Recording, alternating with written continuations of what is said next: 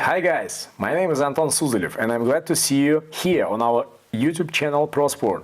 Here we talk about running, obstacle course races and cross-country skiing, and also about diverse type of training for these kind of sports. Now I want to continue my learning videos about the freestyle in cross-country skiing.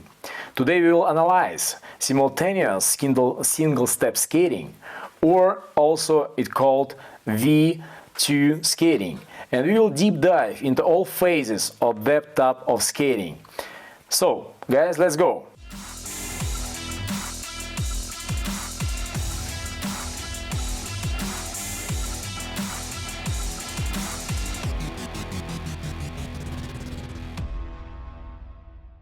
It is important to mention, when we are talking about freestyle of skiing, that single-step skating consists of two types. Let's name it in our way. First one, it is easiest one, used only by amateur community. It's based on confident, kind of relaxed skating. Let's name it relaxed skating. Relax, regular skating. Second one is more power styled, with a big focus on functional conditions, where we involve whole our body into repulsion. This type has an accent on body mass displacement. This second type is more difficult, because you will need all your physical conditions on your really high level of development. Let's talk about that on more detailed level. Let's start with the first one. We called it relaxed skating. It is more easier for the most of the people. To start with that type is enough to learn how to skate just on one ski. Just have a strong balance on one ski and skate. To do that, we need to work hard on stabilization muscles, or with stabilization muscles, because they are responsible for the whole body strong position during the skating process. I think that most of us probably remember your feelings when you just started skiing. You probably felt some pain in periosteum, calf, knees, feet, gluteal muscles. That's basically normal, because these muscles are not so actively loaded during our everyday life, and because of that they are not so well developed, they are not so well adapted to the hard work. Also, it's very important to work on coordination, because especially from that point, coordination depends coherence of our body, hands, feet moves. Freestyle skating is not so traditional, not so easy to understand for us, for our mind, for our body, because it consists of some diagonal moves, not so traditional moves for our mind. And that's a bit challenging for us, for our mind as well, to understand, to adapt, while the level of connection between our brain and muscles would be highly developed on necessary level, and neuromuscular connection would be created. Probably you saw beginners who just started. They usually look a bit fuzzy, they make a lot of some not necessary moves, they use a lot of energy for each particular move, for each particular step. Through the regular training and right planned professional training, we can progress, learn how to skate with less energy losses, and all our moves would be more collected, more stable. That's possible because we have more and more clear picture of all moves, all combination of whole puzzle of technique in our head. Only with right planned training process it's possible. It's very important to mention that we have to learn in the right way, train and use right technique from the beginning. Why? Quite logically explained. Because our mind easily fix first trying moves, first trying technique, and a huge risk is to fix and stay with some incorrect interpretation of the technique, incorrect interpretation of some moves, and also do not have an opportunity to skate freestyle skating with less energy losses, and in the right way, Again, speaking about technique.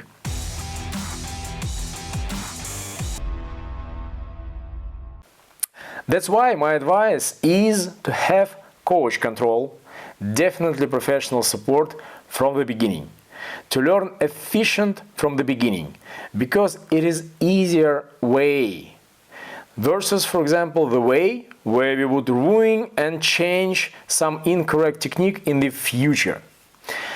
And as an additional point, my strong recommendation to you guys to work on coordination with any kind of training, to work hard on building your neuromuscular connections as strong as you can, because it will help you, it will help your mind, your body to adapt to any kind of new moves further.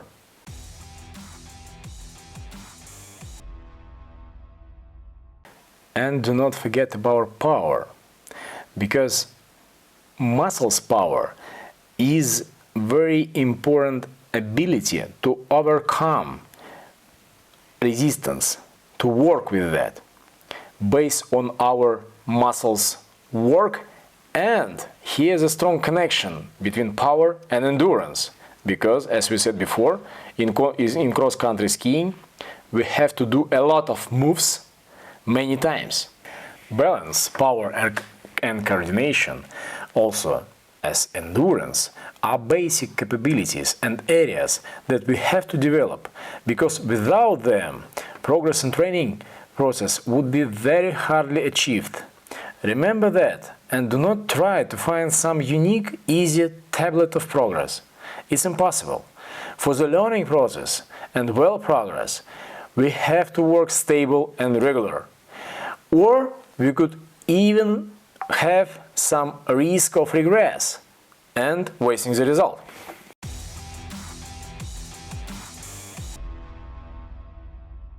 So, we discussed without which areas it would be hard for us to have some progress in technique, in development, in our learning process. Now it's time to go to the most interesting part, to have some deep dive into all phases of all moves in cross-country skiing in freestyle. And as I said before, we will start with the first type. We called it relax skating. The most important phase in all ski moves is single support sliding or single ski skating. Without a confident skating, further formation of the progress is impossible. If you can't slide on the one ski, we simply don't have time to prepare for the push-off and perform it. Sliding is the time that we slide on one ski. This is the main phase of movement. It starts from the movement the ski is delivered to the snow and ends at the moment the body weight is transferred to another ski. I'm surprised sometimes by people who say or write in the comments here that we don't need a sliding. It's unnecessary, that we only lose inertia. By the way, those people who don't really know how to ski often say that. Sliding is an important element, and its time to length and depends on a number of factors. First one, snow conditions. The worse is sliding of the ski, the shorter the skating route. Second one, the gradient of the route. How steeper it is, then the sliding would be shorter. Third one, the power of repulsion. If it's smaller, then you will have shorter sliding. And the fourth one, physical qualities of an athlete. If we have worse coordination, balance and technique, then we would have shorter sliding.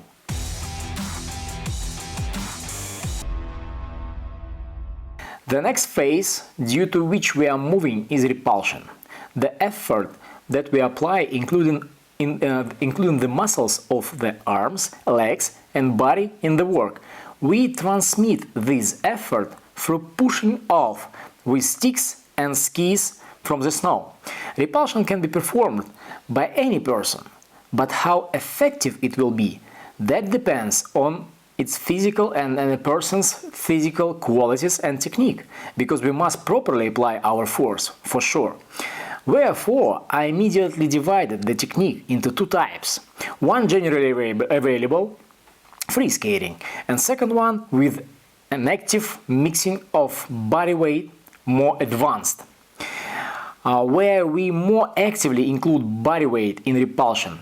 It is not necessary to say that one displacement of the body weight is enough for movement, or what displacement is more important than repulsion. Displacement of body weight is just one of the elements of repulsion that you need to learn after you have mastered the basic elements: sliding, proper handwork, setting the sticks on the snow, correct foot repulsion, and setting the ski in repulsion and skating. Let's return to the analysis of the repulsion phase. Let's start with the analysis of repulsion with sticks from the snow. Main points. First one, setting the sticks strictly at an acute angle. Second one, the sticks are parallel to each other. Third one, synchronize skating of the hands forward. The wrists are approximately at the eye level, at the same height, and the wrist is shoulder width apart. Fourth one, the arm is slightly bent at the elbow joint. The elbow is turned outward. Fifth one, putting the sticks with an accent and power is very important. Sixth one, we perform the repulsion not only with our hands. We learn as much as possible, with the whole body weight, actively including the shoulder belt into the work. 7. Maintaining the plane of movement of the hands. The hands do not diverge to the sides. 8. At the end of the repulsion, the hands go behind the hip. The arms actually straighten at the elbow joint. The wrist relaxes. The stick is an extension of our arm. 9. Active carrying of the hands forward inside one movement. Do not divide the moves into two phases. Just carrying out of our hands forward by one move. Biomechanics of movement. We perform flexion and extension in the shoulder, elbow, wrist joints. In fact, we have all the muscles of the arm involved in the active phase of flexion, extension or stabilization, holding, for example, a stable position of the wrist joint. Please remember that the hands set the rhythm of the movement of the legs. Those with what frequency the hands work, the legs would adapt to this frequency automatically. If you have movements formed, that's okay. If not, then there will be a desynchronization effect of the movements. Also, if you are able to perform repulsion with the maximum free amplitude of the movement, you will have no problems with learning process how to work with a shorter amplitude of repulsion. All this is worked about in development training, high speed power, and so on. Please don't think that if you skate during casual training process with the short repulsions with your hands, then during the competition you will run in the same way. Do not confuse the frequency of repulsion and the amplitude of movement. It should be understood that the competitive pace, the frequency of movements are all formed by the development training, and you should be able to vary the movements, adapt them to external conditions, sliding, gradient, movement speed, and so on. With casual skate movement, be able to walk freely in a sweeping manner, but when you will need to do an acceleration, please be ready to go powerfully and more often.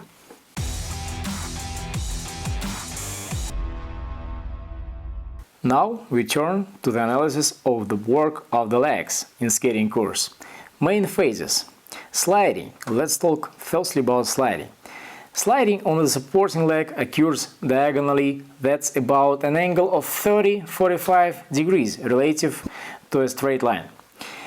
The supporting leg is slightly bent at the knee joint, the lower leg is perpendicular to the support.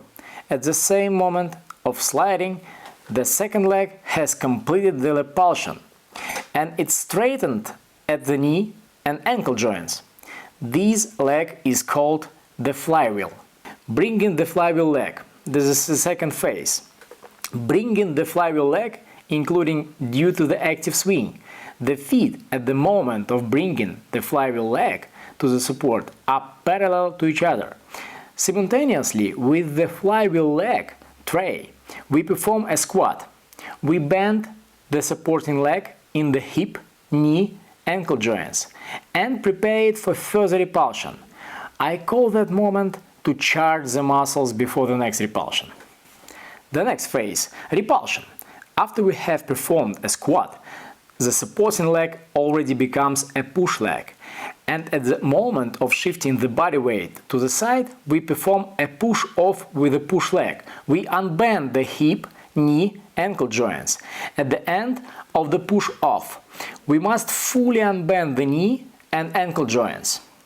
At the same time, without relaxing the leg, but immediately strain it to further bring it to the supporting leg. And it's very important to do it in one swing. The next phase, putting a foot in the skating. We brought the flywheel leg as close as possible to the supporting one. The foot is parallel at the moment of shifting to the side and pushing off with the foot. We switched to the other leg, transferring the body weight due to the displacement of the body weight and pushing off with the push leg and begin to slide. But on other ski, the biomechanics of movement is the following. We perform flexion and extension of the leg in the hip, knee and ankle joints. Due to this repulsion occurs, we also simultaneously perform a hip retraction, reduction since we have a diagonal movement and the effort is directed forward, to the side, including due to a repulsion with the foot. Accordingly, at the end of the repulsion, the hip and foot are placed in a position when we are taken aside slightly backward, when the hip is brought to perform the next phase of repulsion. Those in our work actively involve the muscles of the pelvis, hip, lower leg and foot. It should be noted that the movement of the hip and foot backwards, the so-called throwing the feet, should have minimal timing, since for pushing this movement does not carry any sympathetic load. That is, this movement is unnecessary and only delays our further movements. We lose our active foot tray swing.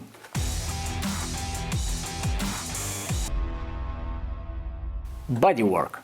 The trends of the modern ski skating come to the conclusion that they must minimize all unnecessary movements, rotations and fluctuations, inclinations, because they only destabilize the movements by disturbing the balance, whereby it delays the movements, negatively affects the rolling, thereby involving more unnecessary muscles that participate in additional stabilization process of the movement. Respectively, more energy and stroke are consumed, become less economical. If someone thinks that the body in the skating course doesn't work actively with us, that's a huge mistake. The muscles of the trunk are also actively involved in the work. Firstly, we have flexion of the shoulder extension. There the deltoid, thoracic, widest and other muscles of the trunk are actively involved. The core muscles are also involved in the work. This is a complex of muscles responsible for stabilizing the pelvis, hips and spine. This is a large load falls on them at the moment of pushing off with the sticks, when we actively pile all the body weight on the sticks. Due to them, we must hold all our body and involve on 100% the entire body mass in repulsion, and not bend much at the moment at the same time. As I said, the body should be as stable as possible. Those shoulders and pelvis are always parallel to the support. They do not fall to the left or to the right, and they are always directed forward. They do not rotate in front and back.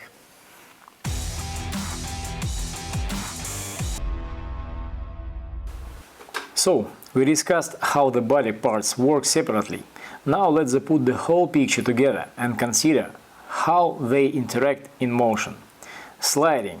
Standing on the supporting leg, the flywheel leg is pulled aside. The hands are behind the hip joint. Preparation for repulsion. Continuing to slide on the ski, we simultaneously perform carrying the arms forward, straightening the body, lifting the flywheel leg, squatting on the supporting leg. The repulsion phase. At the moment of displacement, we actually simultaneously begin to push off the sticks from the support and push off with a push leg, with further installation of the foot in the skating and transition to the supporting leg. Again, we get into the phase of sliding and rolling.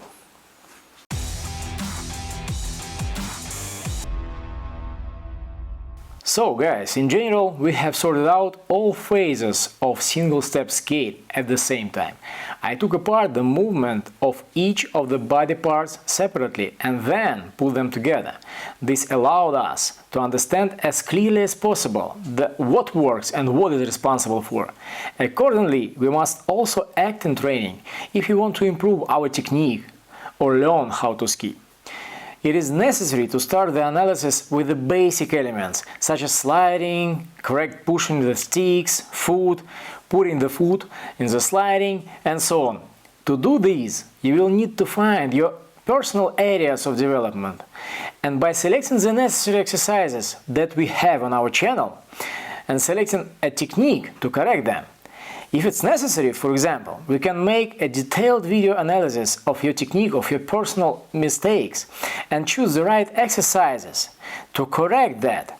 And after you will work on your personal mistakes, after you will work on your personal zones of development, your technique will become much better. And most importantly, the efficiency of movements will increase. Guys, this is basically what all skiers are looking for. So, dear friends, I'm done for today's topic. It was only a small part of the analysis of skating technique that I'm able to tell in this area. I hope you were interested in. If you like that content, if you like this video, please put like on this video. And do not forget, please, to subscribe on your channel in YouTube and also in Telegram. Just do not miss our new videos. In the meantime, we train, develop, and please, do not forget about the sport.